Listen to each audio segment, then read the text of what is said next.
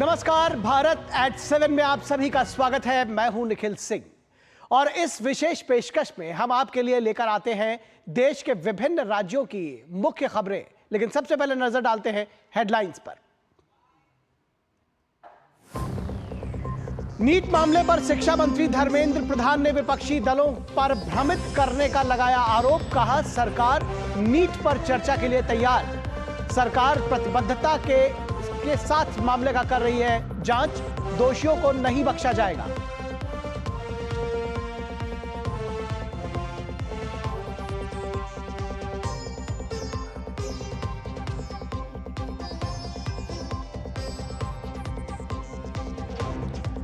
Monsoon की पहली बारिश में खोखले साबित हुए दिल्ली की आप सरकार के दावे। जलभराव के कारण सड़कों पर लगा लंबा जाम। भाजपा ने केजरीवाल सरकार पर बोला हमला। दिल्ली के उपराज्यपाल ने संबंधित एजेंसियों के साथ ही की आपातकालीन बैठक।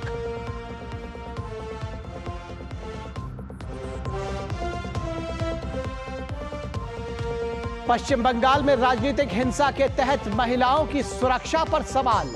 भाजपा की 4 सदस्यीय फैक्ट फाइंडिंग कमेटी ने सौंपी अपनी रिपोर्ट। रिपोर्ट में मुख्यमंत्री ममता पर लगाए गए कई बड़े आरोप।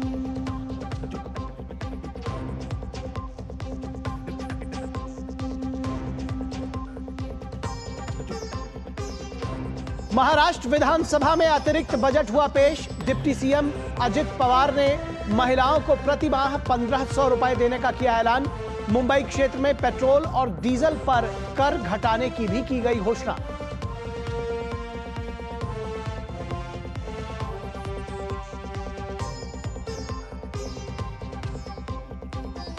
और श्री अमरनाथ यात्रा का पहला जत्था जम्मू से बालटाल और पहलगाम के लिए रवाना। उपराज्यपाल मनोज सिन्हा ने दिखाई झंडी। तैयारियों का भी लिया जायजा। सुरक्षा के पुख्ता इंतजाम।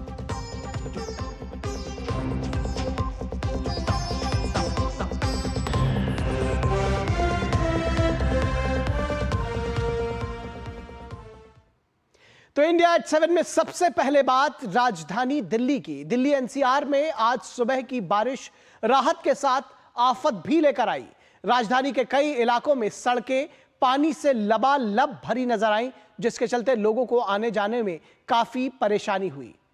यह हाल तब है जब दिल्ली की मेयर पहले मॉनसून के लिए दिल्ली को तैयार बता रही थी। मेयर के दावों की पोल तब खुल गई जब दिल्ली आज पानी पानी हो गई।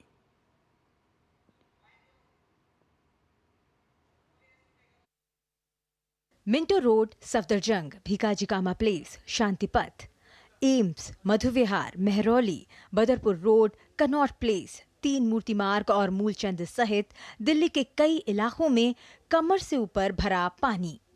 वहीं दिल्ली के आसपास के गुरुग्राम, नोएडा और गाजियाबाद भी जलमग्न नजर आए।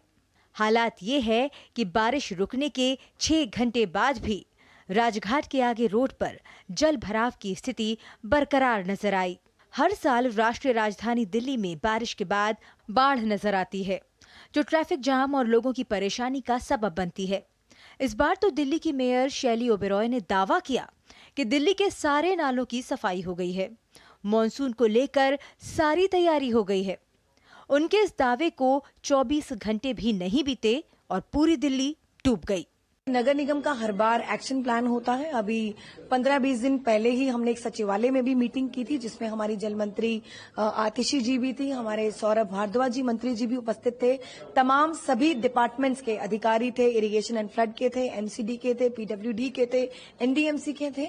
उस पर हमने पूरा मॉनसून एक्शन प्लान पर चर्चा की थी। अभी पिछले हफ्ते ही जब हमारे अब एक आयुक्त महोदय नए आए हैं, अश्विनी कुमार जी, उनके साथ भी सभी डीसीज को बुला के मीटिंग ली गई और 90 से 95% जो है हमारी तैयारी हो चुकी है। हमारे सभी नाले साफ हो चुके हैं और जितने भी हमारे जालियां हैं सड़कों पे जहां भी पानी का जो जलभराव की समस्या थी, उससे निजात करने के लिए जो नगर निगम है पूरी तरह से तैयार है। देखिए, पिछली बार से सिचुएशन काफ़ी फार बेटर है और एक तरह से मानसून की पहली बारिश है और अब वो सभी पॉइंट्स आइडेंटिफाई आज हो चुके हैं। तमाम departments, MCD, irrigation flood, PWD, साथ में हमारे दिल्ली जल बोर्ड, तमाम अधिकारी, सभी डिप्टी कमिश्नर्स, ऑफिसर्स अभी ग्राउंड पर काम कर रहे हैं और जहाँ जहाँ वाटर लॉगिंग है उन पर काम जारी है और दिल्ली की जनता को आज के बाद ऐसी स्थिति दोबारा नहीं मिलेगी। दिल्ली वासियों की परेशानी के समाधान के लिए उपराज्यपाल वी.के. सक्सेना ने दिल्ली सरकार की सभी संबंधित एजेंसियों के साथ दिल्ली में गंभीर जलभराव, गंदे पानी के अतिप्रवाह से उत्पन्न स्थिति के लिए आपातकालीन बैठक बुलाई। बैठक के दौरान ये बात सामने आई कि गाद निकालने का काम अभी तक पूरा नहीं हुआ है और बाढ़ नियंत्रण आदेश भी जारी नहीं किया गया है। उन्होंने तत्काल कार्रवाई के निर्देश भी जारी किए। उपराज्यपाल की आपातकालीन बैठक और उसके निष्कर्ष से दिल्ली की मेयर के दावे खोखले साबित हुए हैं। जल जमाव के इस मामले पर बीजेपी सांसद राम सिंह बिधूड़ी दिल्ली सरकार पर निशाना साध रहे हैं। उन्होंने दिल्ली के मुख्यमंत्री अरविंद केजरीवाल पर फर्जीवाड़ा का आरोप लगाते हुए नैतिकता के आधार पर मुख्यमंत्री पद से इस्तीफा देने की मांग की।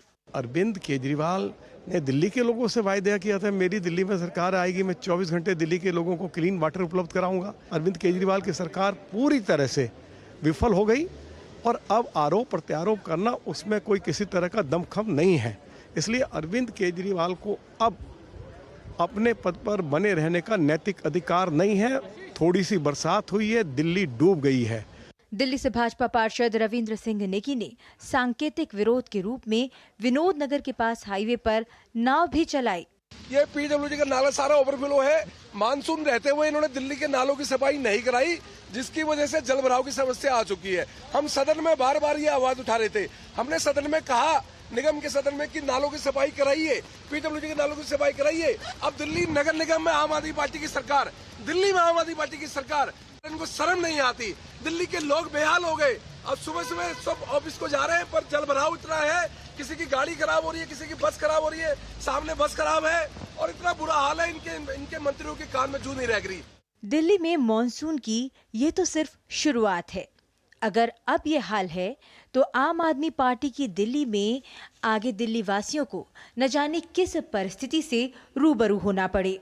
ब्यूरो रिपोर्ट के साथ अमरेंद्र, निशांत, उर्मिलेश और शैलेंद्र सिंह की रिपोर्ट, डीडी न्यूज।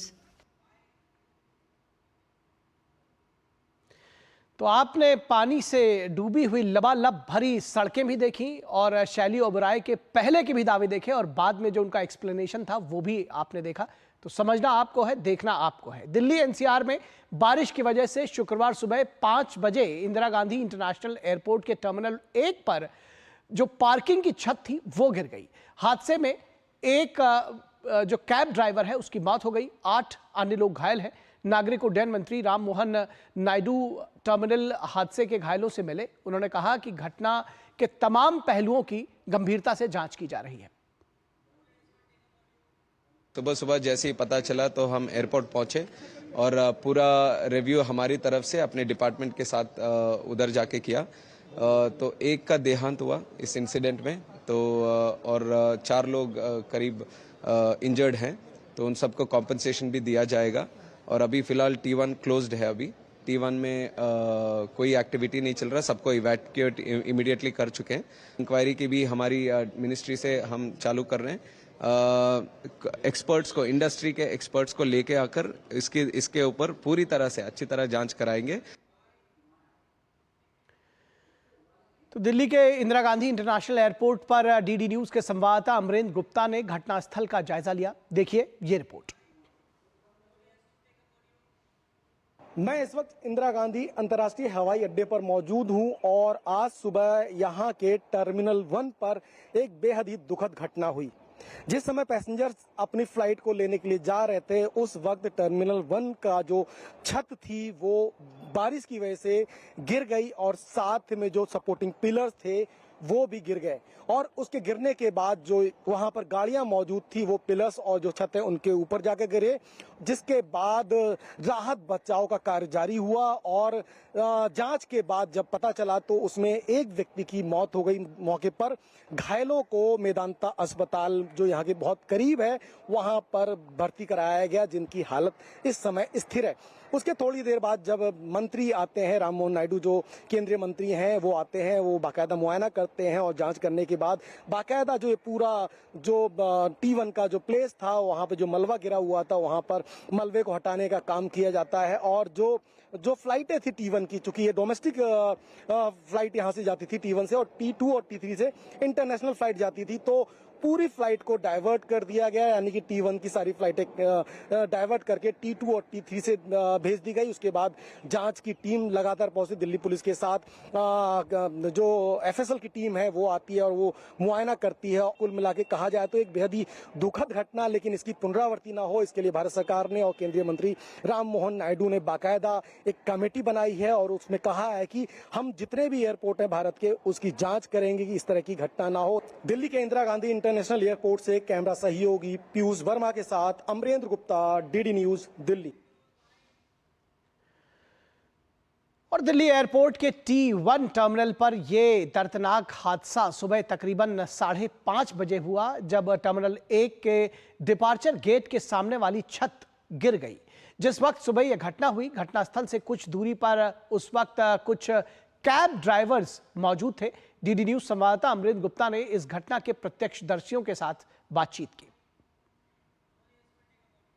आज सुबह तकरीबन 5:30 बजे इंदिरा गांधी अंतर्राष्ट्रीय एयरपोर्ट के टर्मिनल 1 पर एक बड़ा हादसा हुआ।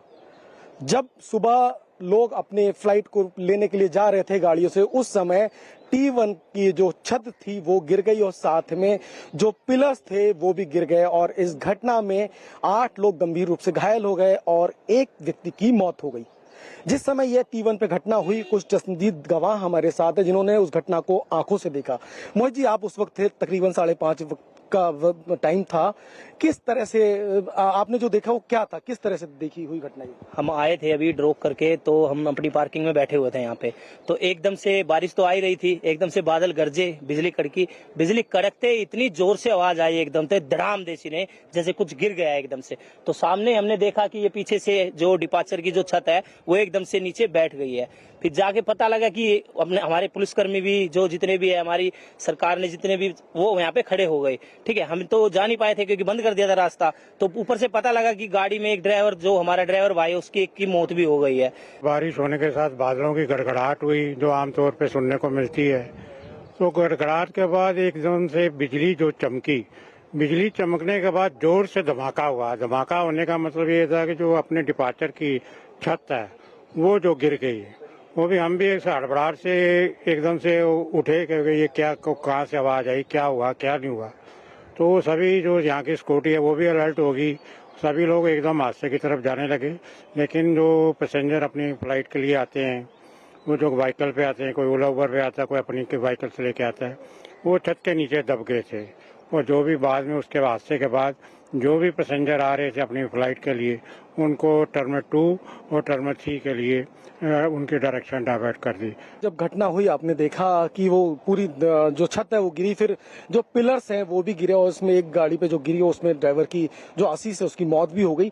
उसके तुरंत बाद किस तरह से राहत बचाव काम के लिए लोग आए और किस तरह से दमकल की गाड़ियां आई और कितनी देर में वो सारा कुछ मलबा हटा के और जो घायल है उनको अस्पताल की ओर ले जाएगा? ज्यादा टाइम नहीं, 15 से 20 मिनट तो देखो आने में लगी है। 15 से 20 मिनट के अंदर अंदर सारा सिचुएशन सारी फॉलो कर ली थी। जितने भी थे हमारे पुलिसकर्मी थे, एम्बुलेंस भी थी और फायर ब्रिगेड भी थी। 10 से 15 मिनट के अंदर अंदर वो आ चुकी थी।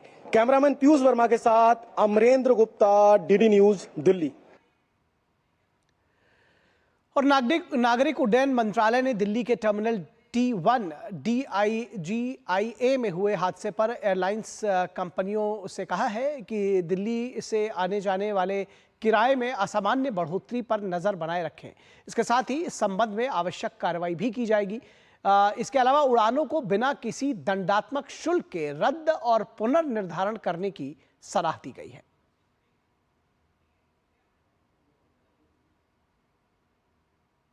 तो यहां रुकेंगे एक छोटे से ब्रेक के लिए। ब्रेक के बाद जब वापस लौटेंगे तो इंडिया एट 7 में खबरों का सिलसिला जारी रहेगा। जिन्होंने यूज किया है वो जानते हैं असली हींग का स्वाद। MDH सुपर हींग, शुद्धता का असली तड़का। MDH। मैं क्या जी, सब जानते हैं, जहां दिखे मारियो, अपना समझ के खा लियो। स्वाद से सबको दीवाना कर दे, दीवाना कर दे। पता का चाय, गजब का स्वाद। डॉक्टर ऑर्थो ऑयल के रेगुलर मसाज से जॉइंट हेल्थी रहते हैं। और अगर प्रॉब्लम बहुत पुरानी है तो डॉक्टर ऑर्थो कैप्सूल्स साथ लेना ना भूलें। अब दर्द भी घुटने टेकेगा। चुटकुला समझ नहीं आया? समझ तो ये नहीं आता कि खेत धान का या खरपतवार का। तो इसमें समझना क्या है दोस्त, ले आओ धान के खरपतवारों का स्पेशलिस्ट ग्रीन लेबल। IIL के ट्रैक्टर ब्रांड का ग्रीन लेबल, धान के खरपतवारों का स्पेशलिस्ट। MDH का किचन किंग किचन में हो तो हम सब कुछ बना सकते हैं। बैंगन का भरता, आलू गोभी, भिंडी मसाला और भी बहुत कुछ। MDH। स्वागत है आपका ब्रेक के बाद। और अब बात पश्चिम बंगाल की। पश्चिम बंगाल के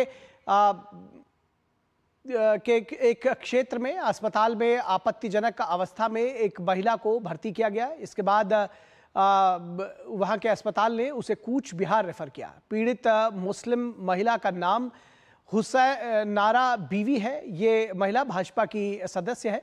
इस वजह से महिलाओं के साथ बदसलूकी हुई। ऐसी घटनाएं सिर्फ कूच बिहार तक ही सीमित नहीं हैं, बल्कि ये अत्याचार पूरे पश्चिम बंगाल राज्य में चुनाव के बाद विरोधी दलों के कार्यकर्ताओं के साथ हो रहा है। कुछ दिन पहले ही नटवारी क्षेत्र की एक अन्य मुस्लिम महिला भी एक ऐसी ही घटना का शिकार हुई थी। पुलिस ने इस महिला के बाल पकड़े और उसे घसीटते हुए ले गई। इस घटना का वीडियो सोशल मीडिया पर वायरल हुआ। पश्चिम बंगाल में बार बार ऐसी भयावह घटनाओं का होना महिलाओं की सुरक्षा पर बड़ा सवाल खड़ा करती है।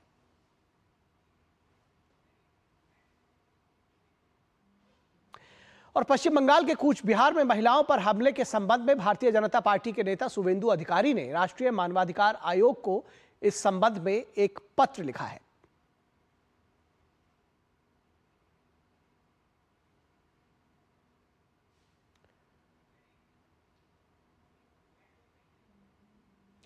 और बीजेपी के राष्ट्रीय अध्यक्ष जेपी नड्डा ने पश्चिम बंगाल में चुनाव के बाद जो लक्षित हिंसा है उसकी जांच के लिए 4 सदस्यों की फैक्ट फाइंडिंग कमेटी का गठन किया था। 4 सदस्यीय कमेटी ने आज दिल्ली में बीजेपी के राष्ट्रीय अध्यक्ष को कथित हिंसा को लेकर 21 पृष्ठों की एक रिपोर्ट सौंपी है।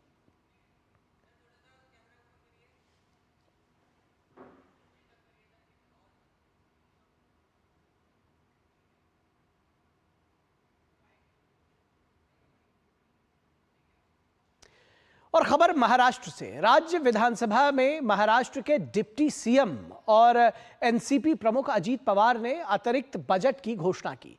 सरकार मुख्यमंत्री सहित योजना के तहत 21 से 60 वर्ष की महिलाओं को 1,500 रुपए देगी। लड़कियों के लिए निःशुल्क उच्च शिक्षा का प्रावधान किया गया है, उसकी व्यवस्था की गई है। सरकार के इस निर्णय से लगभग 2,05,499 लड़कियां लाभान्वित होंगी। इसके अलावा प्रत्येक योग्य लाभार्थी को हर साल 3 LPG सिलेंडर्स मुफ्त मिलेंगे।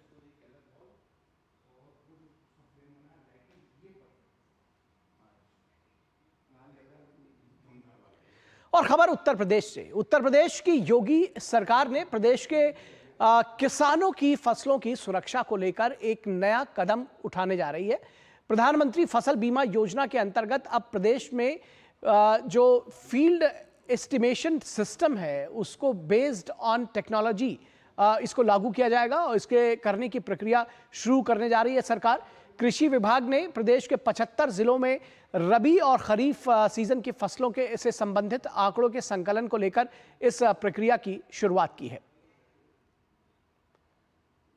तो यस टेक प्रक्रिया से किसानों को लाभ होगा। यूपी में यस टेक प्रक्रिया लागू करने की दिशा में योगी सरकार ने एक बड़ा कदम उठाया है और सीएम योगी के अनुसार तैयार की गई कार्य योजना का कार्यान्वयन जो है वो शुरू कर दिया गया है और इससे संबंध में आंकड़े जुटाने की कोशिश जो शुरुआत है वो कर दी गई है। प्रधानमंत्री फसल बीमा योजना के तहत कार्य को पूरा किया जाएगा और कृषि विभाग ने इस संबंध में अपनी तैयारी पूरी कर ली है।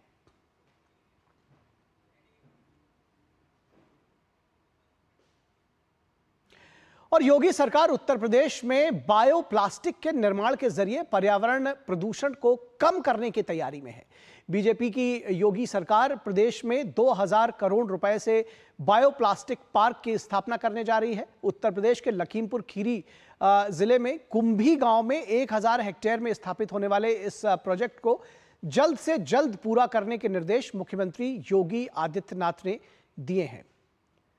तो बायोप्लास्टिक पार्क की स्थापना उत्तर प्रदेश के लखीमपुर खीरी जिले में होने जा रही है।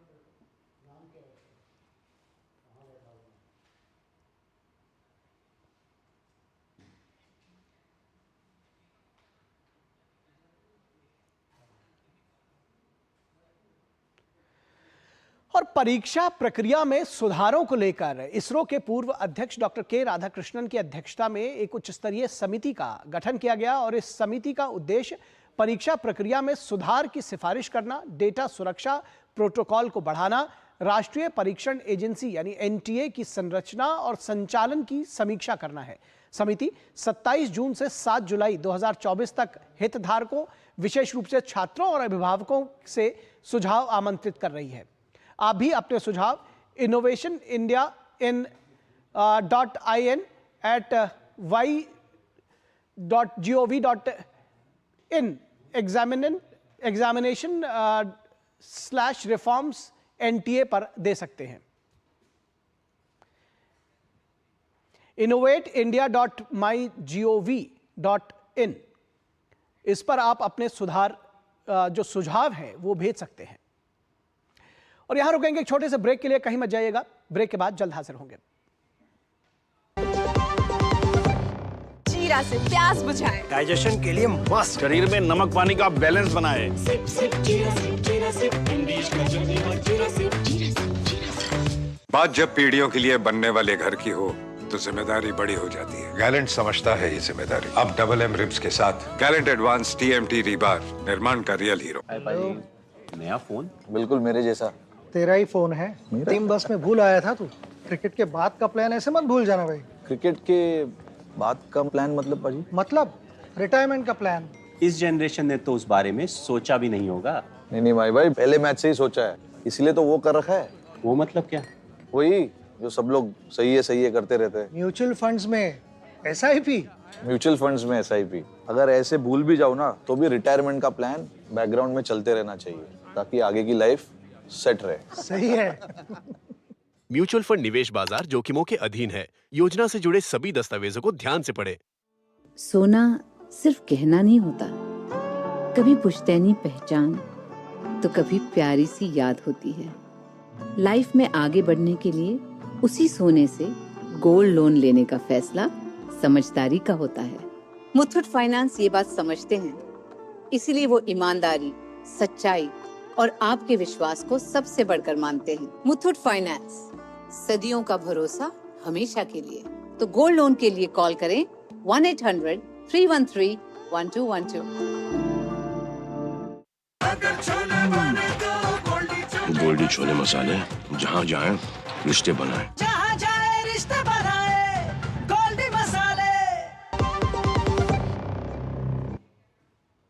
ब्रेक के बाद एक बार फिर इंडिया एट 7 में आप सभी का स्वागत है।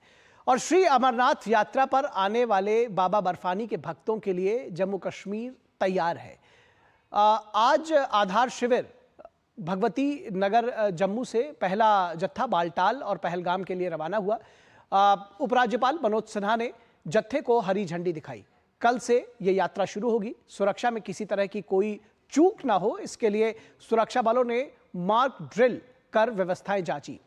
बीते दिनों यात्री वाहनों पर हुए आतंकी हमले के मद्देनजर यात्रा मार्ग पर सुरक्षा बलों की तैनाती को बढ़ाया गया है। इसके साथ ही ड्रोन और 365 एंगल के CCTV कैमरों से यात्री वाहनों पर नजर रखी जा रही है। जम्मू श्रीनगर हाईवे पर हुए 500 मीटर और 1 किलोमीटर की दूरी पर सुरक्षा चौकियां स्थापित की गई हैं। इन पर 24 घंटे हथियारबंद जवान तैनात रहेंगे।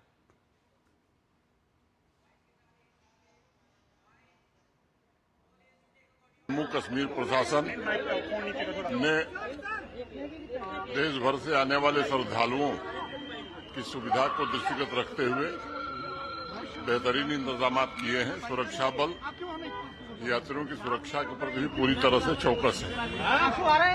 जम्मू कश्मीर के आवाम का भी इस पूरी यात्रा में बहुत सहयोग रहता है और मैं उम्मीद करता हूं कि देश भर से जो श्रद्धालु आए हैं बाबा बर्फानी के दर्शन भी करेंगे और सकुशल वापस जाएंगे।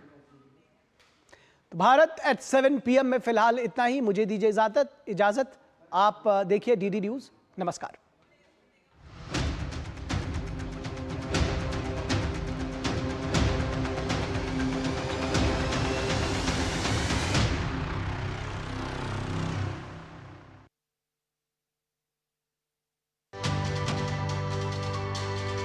नए कानून लोगों की भलाई पर जोर देते हैं, लेकिन जानकारी की कमी के चलते नए कानून को लेकर कई तरह की भ्रांतियां, सवाल और शंकाएं हैं। तो चलिए आज बात करते हैं नए कानूनों को लेकर फैलाए जा रहे मिथक और सच्चाई की। मिथक है कि नए आपराधिक कानून मौजूदा सख्त प्रावधानों की महज एक पुनर्पैकेजिंग है, लेकिन सच्चाई ये है कि पुराने कानून